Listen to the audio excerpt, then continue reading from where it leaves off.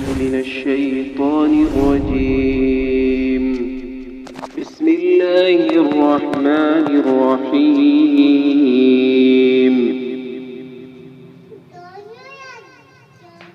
وجاءت سكرة الموت بالحق ذلك ما كنت منه تحيد ونفخ في الصور ذلك يوم الوعيد وجاءت كل نفس معها سائق وشهيد. لقد كنت في غفلة من هذا فكشفنا عنك غطاءك فبصرك اليوم حديد. وقال قرينه هذا ما لدي عتيد. ألقيا في جهنم كل كفار عنيد مناع للخير معتد مريب. الذي جعل مع الله إلها آخر فألقياه في العذاب الشديد. قال قرينه ربنا ما أطغيته ولكن كان في ضلال بعيد. قال لا تختصموا لدي وقد قدمت إليكم بالوعيد. ما يبدل القول لدي وما أنا بظلام للعبيد. صدق الله العظيم.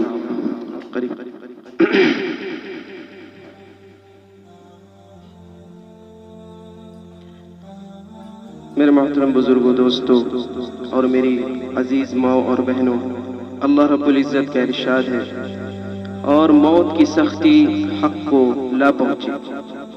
یہ وہی حق ہے، یہ وہی حقیقت ہے جس سے تم بھاگتے تھے. اور اس دن سور پھونکا جائے گا اور یہ وہی وعدے کا دن ہے جس سے تمہیں ڈرایا جاتا تھا. اور اس دن ہر شخص اس کے پیچھے ایک حکانے والا اور ایک گواہی دینے والا ہوگا جو ان کو رب العزت کے دربار میں حاضر کریں گے.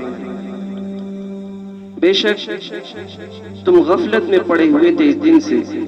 آج ہم اس غفلت کے پردے کو صاف کر دیں گے اور تمہاری آنکھیں بہت تیزی سے دیکھیں گے. فرشتے اس کے ساتھی اس دن کہیں گے کہ یہ اس کا نام اعمال ہے جس کے لیے مجھے متعین کیا گیا تھا، وہ میں نے تیار کیا ہے. اللہ رب العزت کہیں گے کہ ہر اس معاند کافر کو جہنم میں ڈال دو جو خیر کے راستے سے روکنے والا ہے اور حد سے تجاوز کرنے والا ہے اور شکوک میں ڈالنے والا ہے، جس نے اللہ رب العزت کے ساتھ دوسرے خداؤں کو بنایا. ان لوگوں کو سخت شدید عذاب میں ڈال دو. شیطان اس دن کہے گا اے میرے رب، میں نے اس کو شرکش نہیں بنایا بلکہ یہ خود شرکش تھا اور شدید گمراہی میں پڑا ہوا تھا. اس دن اللہ پاک کہیں گے جھگڑو مت، اس سے پہلے میں نے وعید کو انبیاء علیہ السلام کے ذریعے سے تمہارے درمیان پیش کر دیا تھا. آج کے دن کوئی بھی بات پلٹی نہیں جائے گی اور نہ ہی میں کسی بندوں کے تعلق سے ظالم ہوں. میری عزیز ماں اور بہنوں، میرے محترم بزرگوں، دوستوں، اللہ تعالیٰ یہاں سے موت کے منظر کو بیان کر رہے ہیں اور پھر اس کے بعد موت کے بعد آنے والے مراحل کو بیان فرما رہے ہیں. انسان جب مرض الموت میں مبتلا ہوتا ہے تو اس کے سامنے ساری حقیقت کھل جاتی ہے اور موت کی سختی اور اس کی شدت ایک حقیقت ہے. اللہ کے نبی صلی اللہ علیہ وسلم جب مرض الموت میں مبتلا ہوئے، جب موت کا وقت قریب آیا تو اللہ کے نبی صلی اللہ علیہ وسلم کی کیفیت یہ تھی کہ اللہ کے نبی صلی اللہ علیہ وسلم کے پاس میں ایک پیالہ رکھا ہوا تھا، اس پیالے سے پانی کو لیتے تھے ہاتھ میں اور پھر اپنے چہرے پر منتے تھے اور یہ کہتے تھے لا الہ الا اللہ ان للموت سکرات، کہ لا الہ الا اللہ، کہ نہیں ہے کوئی معبود سوائے اللہ، بے شک موت کی ایک سختی، موت کی ایک سختی جس سے ہمیں اور آپ کو گزرنا ہے۔ اللہ تعالیٰ اس منظر کو یاد دلایا، اور انسان جب موت کے قریب ہو جاتا ہے تو آخرت کے تمام مناظر اس کے سامنے آ جاتے ہیں۔ تو اللہ تعالیٰ اسی کو بیان کر رہے ہیں کہ یعنی موت کا جو نقطۂ آغاز ہے وہیں سے اس کو دوسری زندگی اس کی شروع ہو جاتی ہے، سب کچھ دکھنے لگتا ہے، پھر وہ اپنے گھر والوں کو بھی پہچاننا چھوڑ دیتا ہے۔ آپ دیکھتے ہوں گے، آپ نے اس کو دیکھا بھی ہوگا، اس وقت پھر انسان پہچانتا نہیں، پھر وہ کسی اور دنیا میں پھر جاتا ہے، پھر وہ کچھ اور مناظر کو دیکھتا ہے۔ تو اسی کو اللہ تعالیٰ نے فرمایا وجاءت سکرۃ الموت بالحق، کہ موت کی سختی اور اس کی جاکنی نے حقیقت کو لا کر پیش کر دیا سامنے۔ اب انسان اپنے منظر کو دیکھ رہا ہے، اس کے اپنے انجام کو دیکھتا ہے کہ میں نے جو عمل کیا ہے اس کے پاداش میں میرے سامنے کون سا منظر ہے۔ میں نے اگر نیک عمل کیا ہے تو پھر اللہ تعالیٰ کی طرف سے بشارت، اس کے فرشتے لے کر آئے ہیں۔ اگر میں نے برا عمل کیا ہے، آخرت کا انکار کیا ہے، اس کے تمام مناظر کا انکار کیا ہے، تو پھر اس کے دردناک اور ہولناک انجام ہمارے سامنے دکھ رہے ہوں، یعنی وہیں سے وہ فیصلہ کر لے گا اپنا کہ میں کدھر جانے والا ہوں۔ تو اللہ تعالیٰ نے یہاں پر اس تعلق سے ارشاد فرمایا، اور آگے ارشاد فرمایا ذَلِكَ مَا كُنْتَ مِنْهُ تَحِيدُ، کہ یہ وہی دن ہے، یہ وہی دن ہے جس سے تم بھاگا کرتے تھے، یعنی جو آخرت کے منکر ہوں گے، جنہوں نے آخرت کا انکار کیا ہوگا، جن کے سامنے آخرت کا کوئی تصور نہیں ہوگا۔ لوگ آج کہتے ہیں نا کہ بس دنیا ہی حقیقت ہے، دنیا ہی 4 دن کی زندگی، اسی میں مزے لوٹ لو، جو کچھ کرنا ہے کر گزرو، اس کے بعد کوئی اور حقیقت ہے نہیں، آخرت وخرت ہے نہیں۔ تو ان لوگوں کے سامنے وہ منظر آئے گا اور اس وقت ان کو یاد دلایا جائے گا جس کو اللہ تعالیٰ نے جس کے بارے میں یہاں پر آیت اتاری ذَلِكَ مَا كُنْتَ مِنْهُ تَحِيدُ، کہ یہ وہی دن ہے جس سے تم بھاگتے تھے، تمہارے غلط یقین نے تمہیں شرکش بنا رکھا تھا، بدماش بنا رکھا تھا، تم ظلم کرتے تھے، اپنے خواہشات کے مطابق چلتے تھے، تمہیں ذرہ برابر آخرت کی پرواہ نہیں تھی، ذرہ برابر خوف نہیں تھا آخرت کے تعلق سے۔ آج وہ دیکھو، ابھی موت پوری طاری نہیں ہوئی تمہارے اوپر، ابھی تو تم جانکنی میں ہو، نزع کی حالت میں ہو، لیکن اس وقت سے تمہارے جو مناظر سامنے دکھیں گے، ابھی جب آنکھیں بند ہوں گی اس کے بعد جو حقیقت سامنے آئے گی وہ تو الگ ہے، تم ابھی سے دیکھنے لگے۔ اسی لیے بہت سارے علماء نے کہا ہے یہ دنیا ہے، جو دنیا کی زندگی ہے یہ خواب کی طرح ہے۔ الناس نیام فاذا ماتوا انتبهوا، لوگ سو رہے ہیں لیکن جب وہ مریں گے پھر متنبہ ہو جائیں گے، پھر ان کی حقیقت کی آنکھ کھل جائے گی۔ تو ابھی وہ تمام مناظر جو آخرت کے ہیں جس کو اللہ تعالیٰ نے بیان کیا اپنے انبیاء علیہ السلام کے ذریعے سے، وہ ابھی ہماری آنکھوں سے اوجھل ہے، ابھی ہم نہیں دیکھ رہے ہیں۔ لیکن جب یہ آنکھ بند ہوگی، جس کو علماء نے کہا ہے کہ یہ ابھی غفلت میں ہے، لوگ خواب میں، جب یہ آنکھ غفلت والی خواب والی بند ہوگی اور حقیقت میں جب کھلے گی، جیسے ہم جب سوتے ہیں تو خواب میں رہتے ہیں اور جب آنکھ کھلتی ہے تو ساری حقیقت نظر آتی، ٹھیک اسی طرح سے جب ہماری آنکھ کھلے گی مرنے کے بعد، پھر وہ تمام مناظر ہمارے سامنے آ جائیں گے۔ تو الناس نیام فاذا ماتوا انتبهوا، کہ لوگ ابھی غفلت میں ہیں، سو رہے ہیں خواب میں، لیکن جس دن موت آئے گی اور آنکھ کھلے گی حقیقت کی، اس دن جو ہے سارا کا سارا کچھ کھلا کا کھلا رہ جائے گا۔ اس وقت انسان کو احساس ہوگا میں کس پہ سوار تھا، گھوڑے پہ سوار تھا کہ گدھے پہ سوار تھا۔ جب غبار چھٹیں گے اس وقت احساس ہوگا۔ لیکن میری عزیز ماؤں اور بہنوں اور میرے محترم بزرگوں دوستوں، اس وقت کا احساس اس وقت کا پشیمان ہونا انسان کو ذرہ برابر فائدہ نہیں پہنچائے گا، ذرہ برابر فائدہ نہیں پہنچائے گا۔ اس وقت تو اپنی آنکھوں سے دیکھ رہا ہوگا، اسے عین الیقین ہوگا، لیکن اس وقت کا پچھتانا، اس وقت کا پشیمان ہونا انسان کو نفع نہیں پہنچاتا، کیونکہ اس وقت حقیقت ہر ایک کے سامنے ہوگی۔ اس سے پہلے انسان اس کی تیاری کرے، آخرت کی تیاری کرے، موت سے پہلے اپنے آپ کو تیار کرے، اللہ کو راضی کرے، پھر انسان وہی کامیاب ہوگا۔ اسی وجہ سے اللہ کے نبی صلی اللہ علیہ وسلم نے ارشاد فرمایا، تم میں سے عقل مند شخص وہ ہے جو مرنے سے پہلے اپنے مرنے کی تیاری کرے، موت سے پہلے موت کی تیاری کر لے۔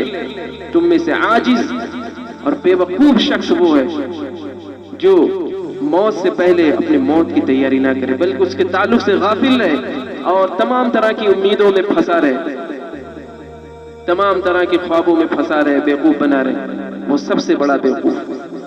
تو اس لیے موت سے پہلے ہمیں اور آپ کو موت کی تیاری کرنا ہے۔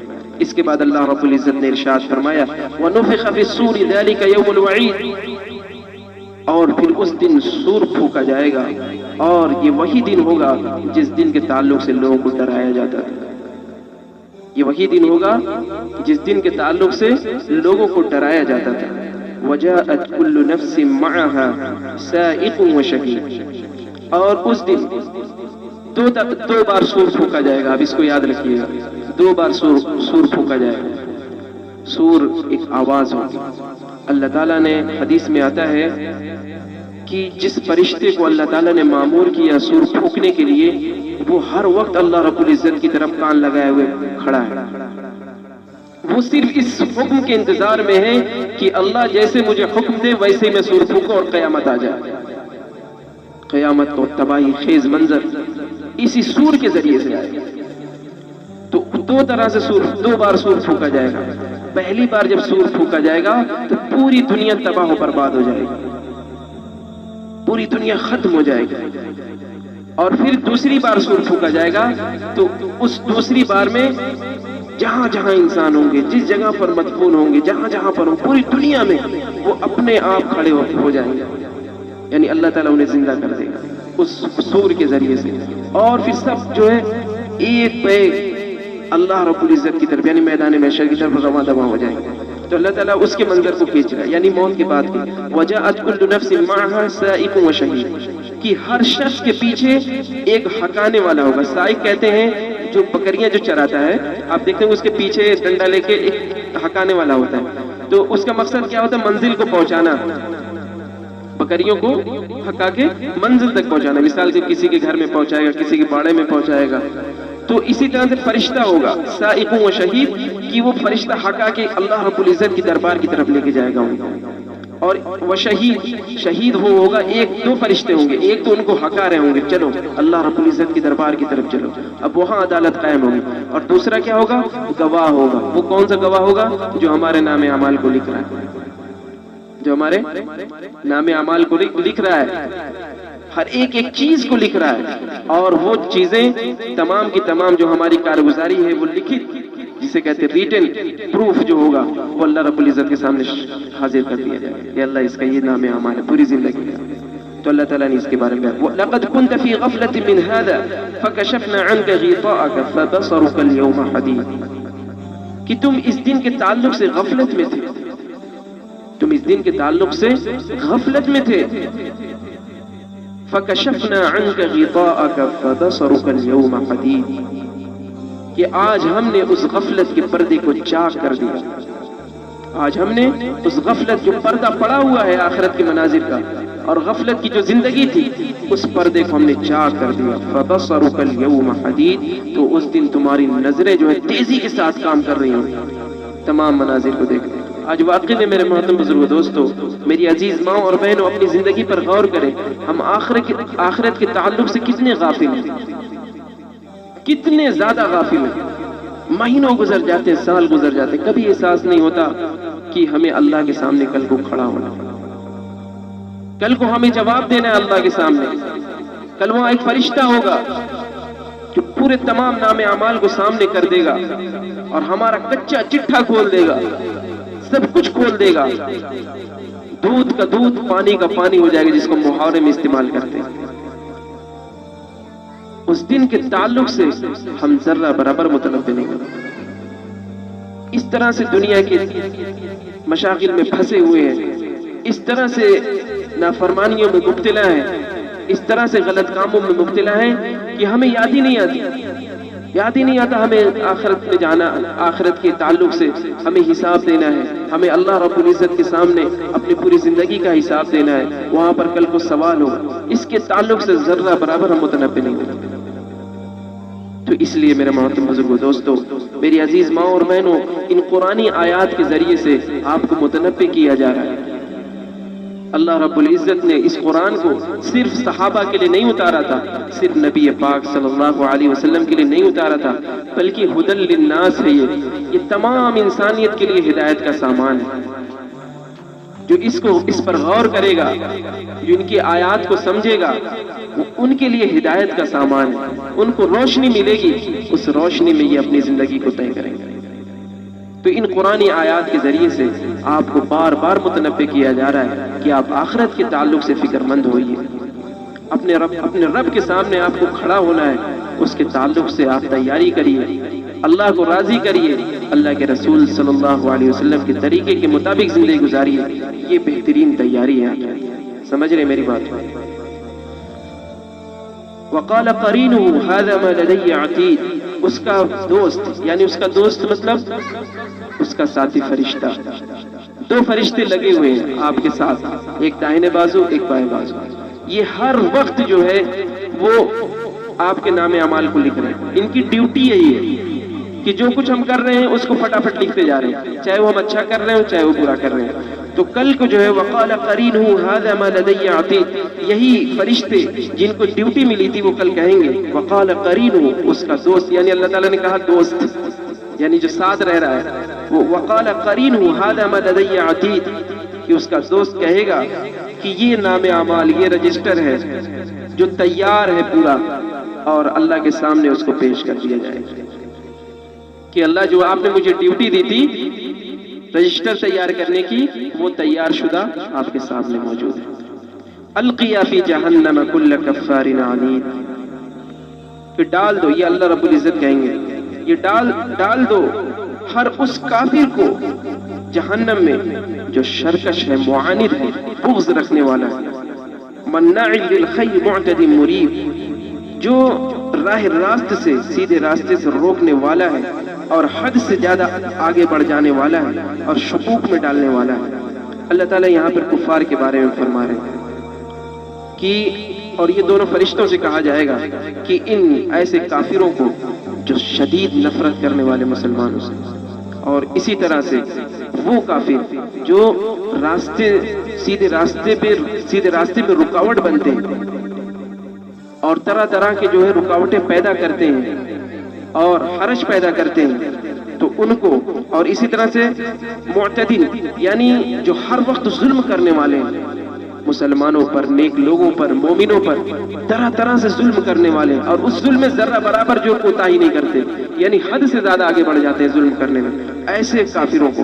اسی طرح سے مریب، وہ لوگ جو ہمیشہ شک میں پڑے رہتے ہیں اور لوگوں کے بیچ میں شکوک شبہات پیدا کرتے ہیں، آخرت کے تعلق سے شکوک و شبہات پیدا کرتے ہیں، شریعت کے تعلق سے شکوک و شبہات پیدا کرتے ہیں، اسلام کے تعلق سے شکوک و شبہات پیدا کرتے ہیں. ایسے تمام لوگوں کے بارے میں اللہ تعالیٰ کہیں گے کہ ان کو جھونک دو جہنم میں، ڈال دو ان کو جہنم میں. الذی جعل مع اللہ الہا آخر فالقیہ فی العذاب الشدید، کہ ایسے لوگ جنہوں نے اللہ رب العزت کے ساتھ دوسرے خداؤں کو شریک کیا، جنہوں نے اللہ رب العزت کے ساتھ، اس وحدہ لا شریک کے ساتھ دوسرے خداؤں کو شریک کیا، ان لوگوں کو بھی دردناک عذاب میں یعنی شدید عذاب میں ڈال دو.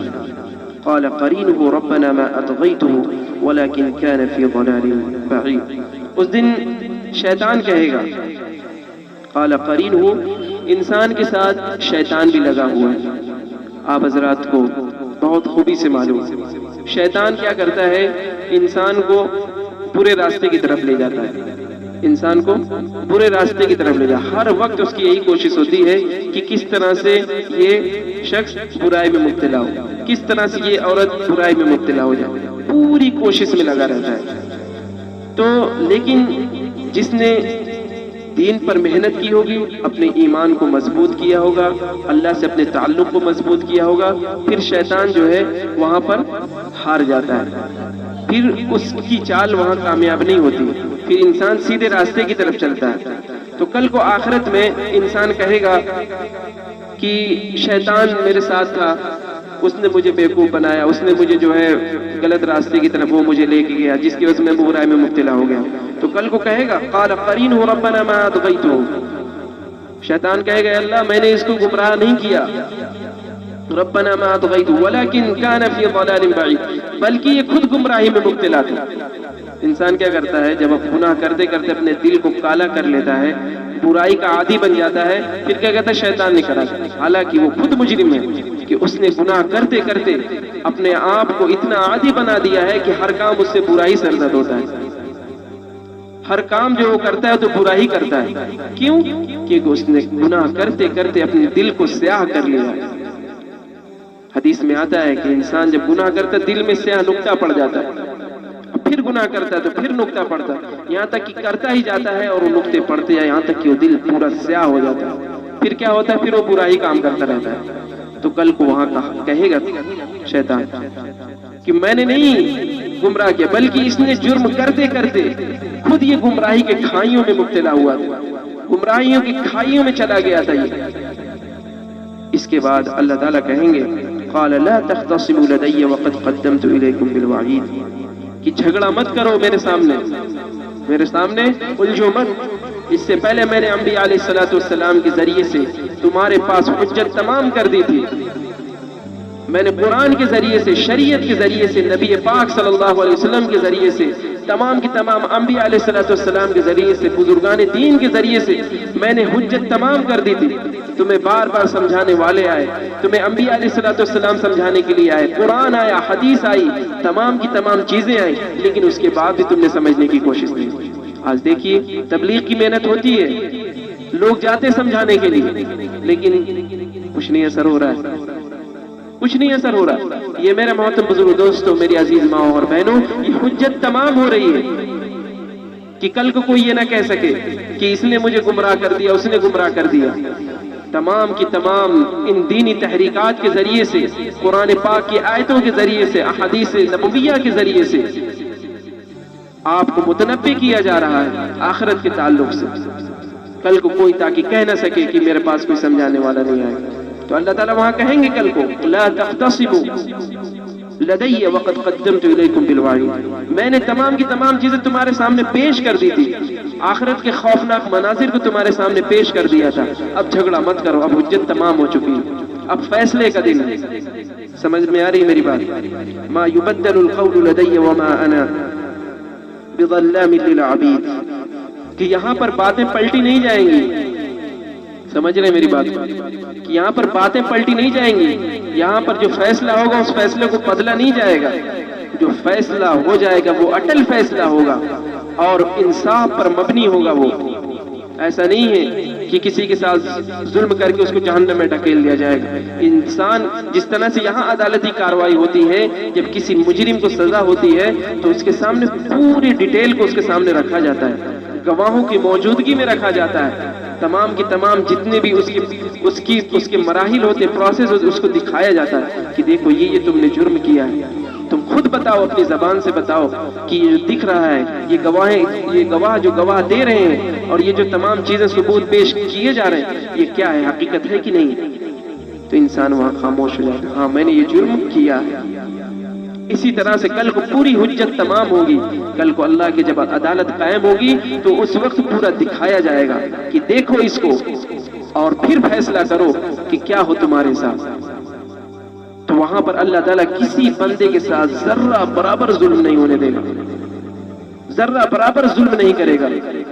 وہاں پر جو بھی فیصلہ ہوگا وہ حق کے ساتھ ہوگا، انصاف پر مبنی ہوگا کہ اگر جس نے جرم کیا ہے تو اس کا فیصلہ جہنم کے ساتھ ہوگا اور جس نے نیک عمل کیے ہیں اس کا فیصلہ جنت میں۔ یہ نہیں یہاں کی عدالتوں کی طرح سے کہ جو مجرم ہے ان کو ایوارڈ مل رہا ہے اور جو بیچارہ مظلوم ہے اس کو وہ سلاخوں کے پیچھے ہے. ایسا وہاں نہیں ہوگا. وہاں انصاف ایسا ہوگا کہ انسان دیکھے گا اور وہ خود فیصلہ کرے گا کہ ہاں واقعی میں یہی فیصلہ اس کے لیے مناسب ہے اور یہ اس کے جنت کا فیصلہ اس کے لیے مناسب ہے. پورا کا پورا دودھ کا دودھ پانی کا پانی ہوگا. آئینے کی طرح صاف اور شفاف ہوگا وہ فیصلہ. تو سمجھ میں آ رہی؟ اللہ تعالیٰ وہاں فرمائیں گے ما یبدل القول لدی وما انا بظلام للعبید. وہاں پر کوئی بھی فیصلہ میرے نزدیک بدلا نہیں جائے گا, پلٹا نہیں جائے گا. وما انا بظلام للعبید, اور نہ ہی میں بندوں کے ساتھ کوئی ظلم کروں گا. وہاں انشاءاللہ پورا کا پورا انصاف ہی انصاف ہوگا. اس لیے ابھی سے اس کی تیاری کریے اور اللہ کو راضی کرنے کی کوشش کریے. اگر گناہ ہو جا رہے ہیں تو وہ غفور الرحیم بھی ہے, اس سے معافی مانگیے. مایوس مت ہوئیے بلکہ اس سے معافی مانگیے. اللہ مجھ سے غلطی ہو گئی, آپ معاف فرما دیجیے. اللہ تعالیٰ خوش ہوتا ہے جب بندے سے غلطی ہو جائے پھر اللہ سے رو دھو کر معافی مانگے. تو اس لیے ابھی سے اس کی تیاری کریے, اللہ کو راضی رکھنے کی کوشش کریے. اور اس کے راضی رکھنے کا طریقہ یہی ہے کہ قرآنی آیات کے ذریعے سے اپنی زندگی کو سنواریے, احادیث نبویہ صلی اللہ علیہ وسلم کے ذریعے سے اپنی زندگی سنوارنے کی کوشش کریے. انشاءاللہ آپ کی دنیا بھی بن جائے گی اور پھر آخرت بھی بن جائے گی. اللہ تعالیٰ کہنے سننے سے زیادہ عمل کی توفیق عطا فرمائے. الحمدللہ رب العالمین والصلاة والسلام علی سید المرسلین. ربنا آتنا في الدنيا حسنة وقنا عذاب النار. ربنا آتنا في الدنيا حسنة وفي الآخرة حسنة وقنا عذاب النار. ربنا لا تزغ قلوبنا بعد إذ هديتنا وهب لنا من لدنك رحمة إنك أنت الوهاب. يا حي يا قيوم يا أكرم الأكرمين اللهم أصلح أحوالنا اللهم أصلح أحوالنا. ربنا لا تزغ قلوبنا بعد إذ هديتنا وهب لنا من لدنك رحمة إنك أنت الوهاب. اللهم إنا نسألك من خير ما سألك منه نبيك سيدنا محمد صلى الله عليه وسلم, ونعوذ بك من شر ما استعاذك منه نبيك سيدنا محمد صلى الله عليه وسلم. وصلى الله تعالى على النبي الكريم. آمين برحمتك يا أرحم الراحمين. Subscribe now and press the bell icon. Never miss an update.